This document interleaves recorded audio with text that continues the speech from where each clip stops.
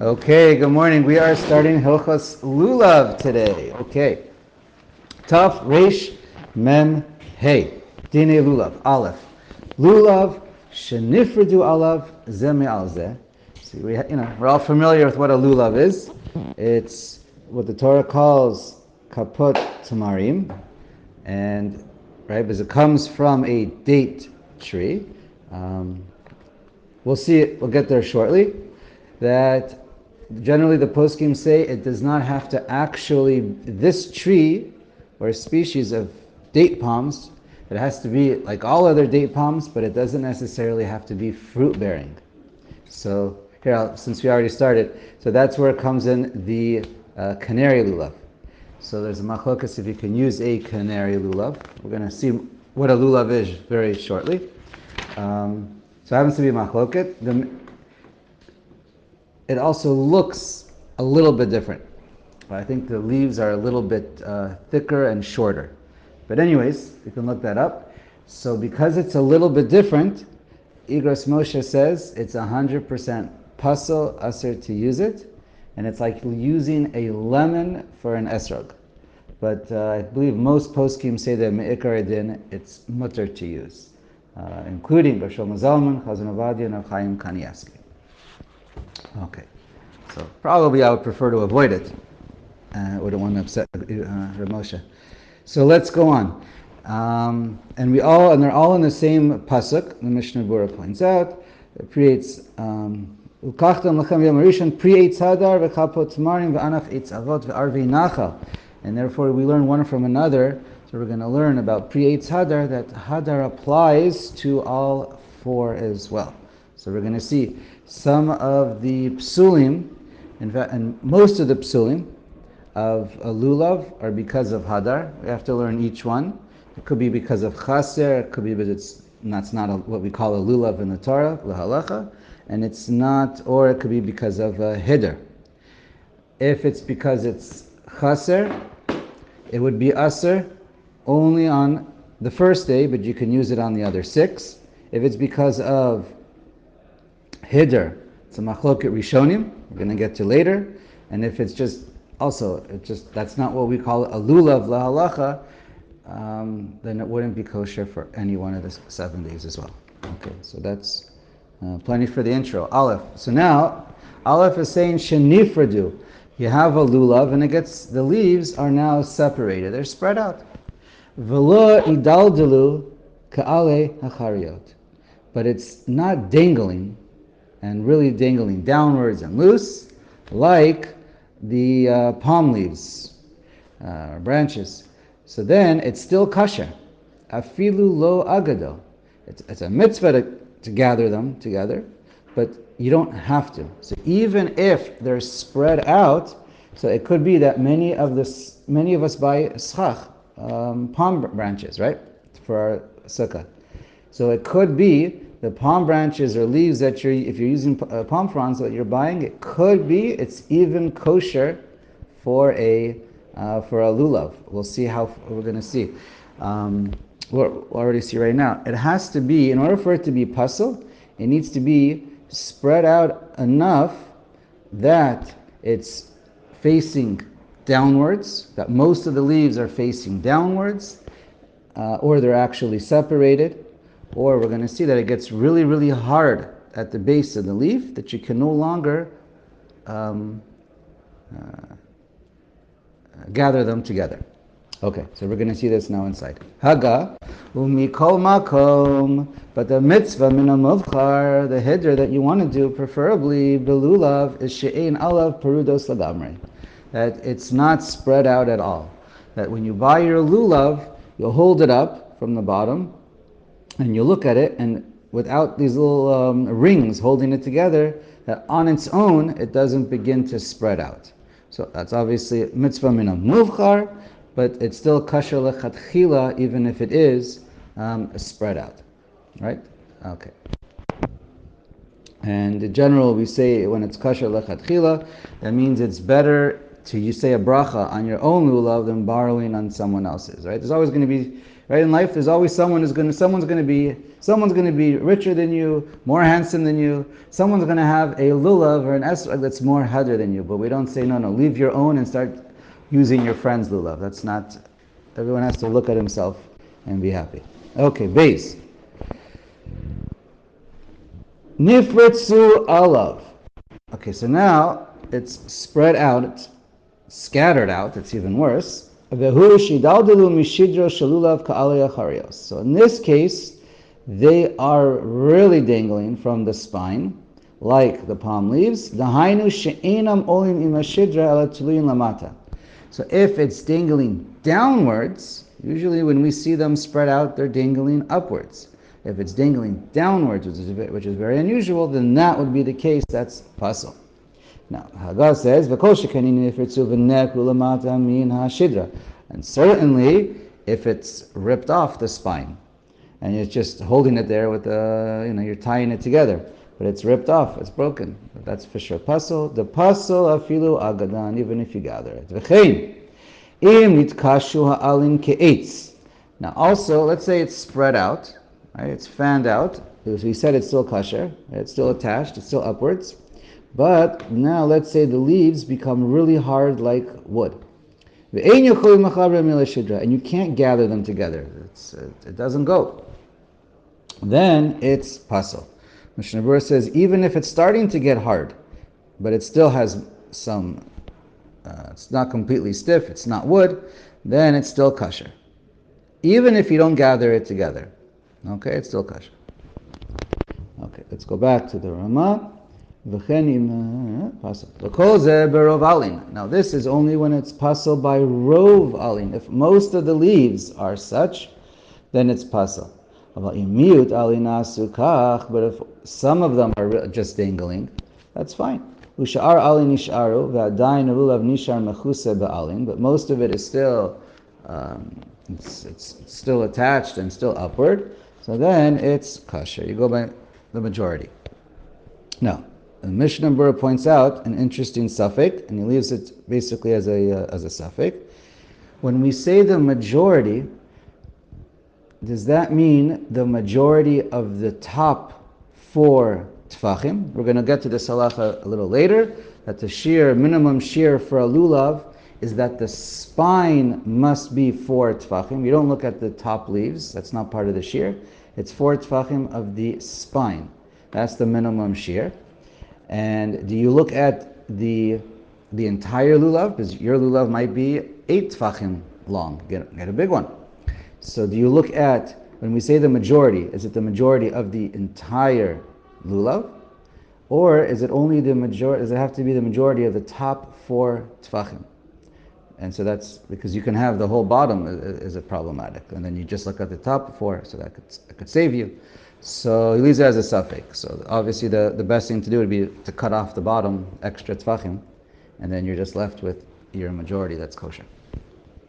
Okay, let's continue with Gimel, yeah? Yeah, Gimel. Briat alin shalulav, kachi.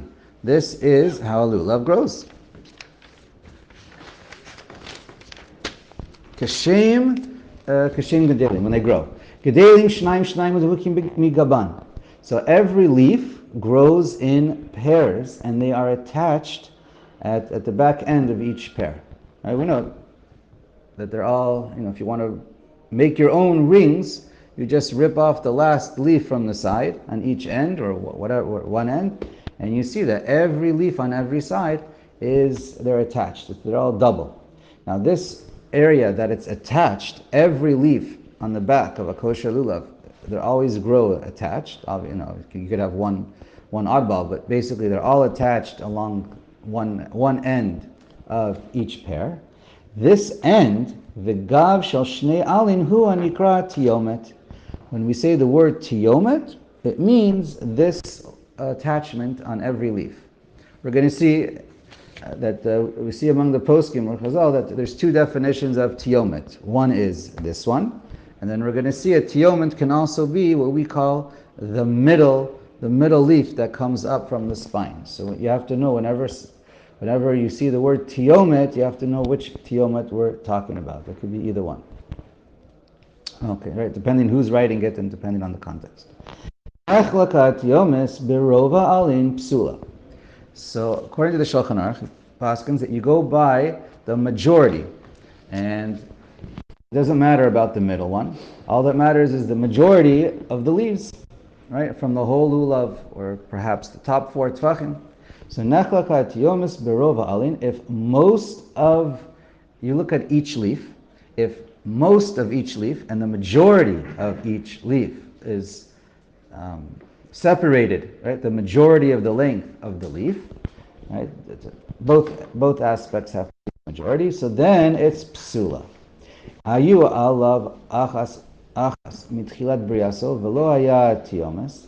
But if you have a lulav when every leaf doesn't have a pair, doesn't grow in twos, every has its own separate leaf. Oh, shekol alav kfuli mitzido ha'echad v'tzad hasheni aron below alin. Or you have a lulav that you only have leaves on one side. All the leaves grow on only one side. Just, all right, a mutation, something weird. Puzzle. This is completely puzzle, and it would be puzzle for all 7 days. Okay. Let's go on.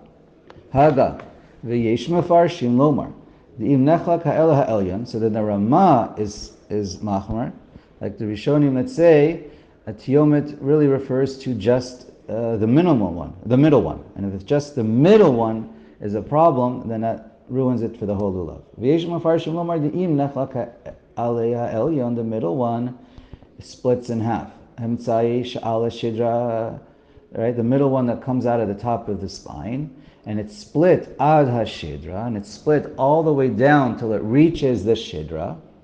So then it has to be split all the way down. Then mikre nechlachat yometu pasel, and then that's what we call pasel. Okay, hachi noagim, and that is the ikar halacha. Okay, mihu.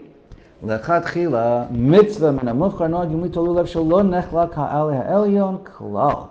But he says mitzvah min hamufchar is that middle one, the tiyomet, should not be separated at all. Ki yesh machmirin afilu b'nechlak tzat. Some say even if it's a little bit, they're already machmer. So there's different opinions on what it means afilu ktzat. So the Taz says that even though it says ktsat, it means it has to at least be separated a tefach. If it's just a little bit, then there's no reason to be machmer whatsoever. And the Chayadam says no. If you want to be extra machmer, even a tiny mashahu, it's good to be machmer for even a mashahu. And one of the reasons why they're so concerned, lechatchila, is because we're afraid after you start shaking it, day after day, it's going to end up getting separated the majority, or all the way to the spine. Now the Gra points out la halacha, and that's really how the Mishnah Bura paskins, that mikardin, it's only a problem, right? According to the Ramah, it's only a problem if it's rubo, and that's what we have to worry about, is only rubo, but of the tiyomet, the middle leaf, right? If the Ramah is machmer for the middle leaf, and if it's mostly separated, then it's a problem, right, above the spine, that portion that's there. But if it's less than half, en lahachmir klal, no reason to be machmer. Okay. This is the central piece that Ruby looks at. That's the middle one that people are looking Doesn't at. go till halfway. If you go till halfway, you don't even have to be machmer. I mean, there's always an Indian of more mahudar. Can you glue it together? Can you glue it together? Yes, but it doesn't help you. The only thing that it does for you is that it prevents it from getting worse. Right? Okay. You can't fix it, in other words, but you can do something. You can just tie another lulav ring at the top, so that it doesn't get worse. But that's all you're doing. Okay. Uvehachi noagim, we read that already to the end. Mihu, we read that also. V'im oto ha'ale, eno kaful mitchilat briato pasal. And the middle one, The Rama also says if the middle one isn't double, then it's pasal, even if it grew like that. Sometimes you have certain, we'll see, certain things grow a certain way, then it's kosher. It's only if it gets ruined, like, everyone's more familiar with the pitom, but we'll get there when we get there. But it doesn't matter if it's not double, it's pasal. We pretty much saw that already in the Shulchan Aruch. Okay, Dalet, next halacha. Lo hayu alav ze al gav ze kederach kol halulavim, ele ze tachat ze. Now, normally, how does every lulav grow? You have all the leaves going up the lulav, they're all overlapping, right? The bottom one reaches the beginning of the next one by quite a bit. Okay? So that's the way it needs to be. But if one is below the other, im rosh ze magia leikar shalomala mimenu ad shenimtza kol shiddur shulav mechusa ba'alin kasher. It must be that the bottom one at least covers the beginning of the next one.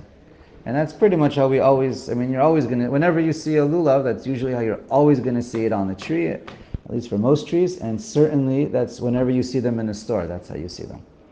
But if the bottom leaf doesn't reach the beginning of the next one, just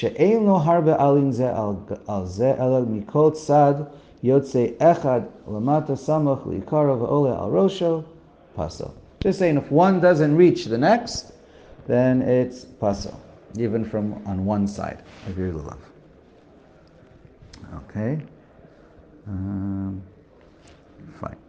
And this halacha that we just learned, Mishnah points out the din of the problem of hider. So we get to the machloket later on. What about the other 6 days?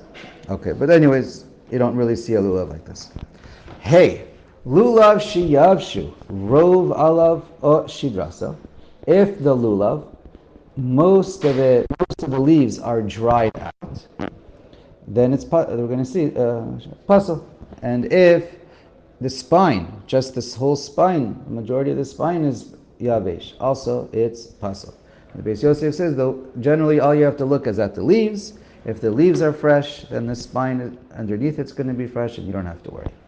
Okay, now what does it mean? Dry. V'shir hayaveshut mishakala mara yarkut shabo v'albinu panav. It's dry when it no longer looks green, but it looks white. Hagav yesh omrim. Rama has a very big kula over here. Remember, he lived in Europe when sometimes it was extremely difficult to even get one lulav. The lo mikra yavesh ela kashin parech betziporin machmat yaveshito. It has to be really, really dry. Even if it looks extremely dry and it's white, it's still kosher unless it breaks with your nail. You squeeze it, you do something with your nail, and then it breaks. But as long as it holds its form, and this can last a really long time, so then you have what to rely on.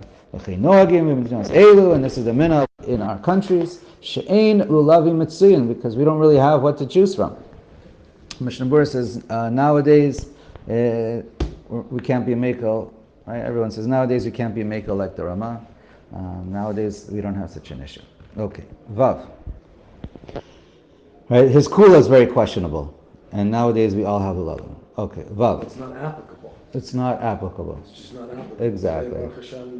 Correct. His shita is questionable, based on the fact that there wouldn't be anything available. Period. You had one lulav, exactly. one esrog, and that was it. Exactly. No one's coming to argue with him per se, but Lamais, there's a machlokah on what he says, and Lamais said it doesn't apply. Exactly. Right. I'm saying regardless, it's just not applicable. Exactly. Vav. Niktam Rosha. Now the top part falls off. Okay. Mishnah Berurah here says that this is a din of Hadar. So I don't know. We'll see.